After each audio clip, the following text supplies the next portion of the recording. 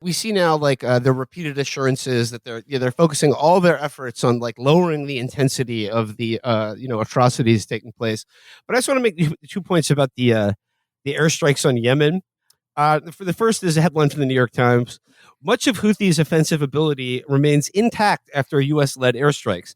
The strikes damaged the group's ability to carry out complex missile and drone attacks, U.S. officials said, but identifying targets has proved to be a challenge. Next story, courtesy of the Washington Post. Navy SEALs lost at sea.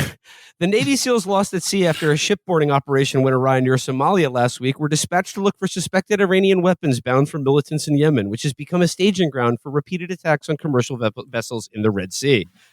2 service members who went missing were preparing to board the ship in rough seas when one of them slipped from a ladder. The second sailor, seeing their comrade fall into water, dove in to help. The officials said on condition of anonymity to describe the early assessments. The incidents occurred Thursday in the Gulf of Aden.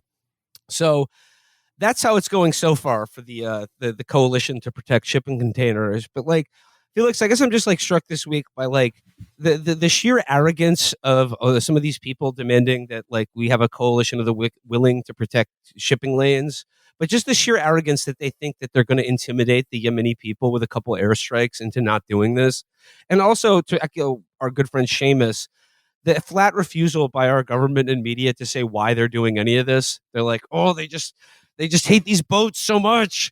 I mean, like, I don't think there's any phrase that, this originated as a phrase that guys that Michael Hudson would find on Facebook would say, fuck around and find out.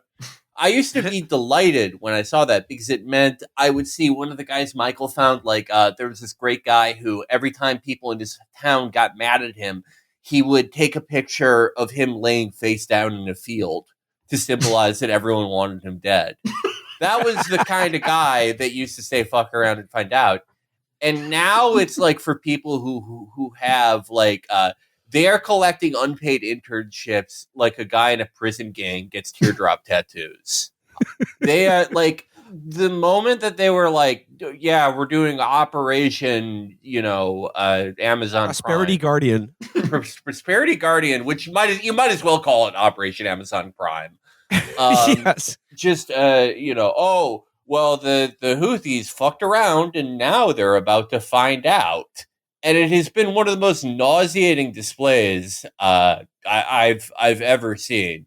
Mostly because of just the willful ignorance that Ian Shim has pointed out, but also just I would assume that these people.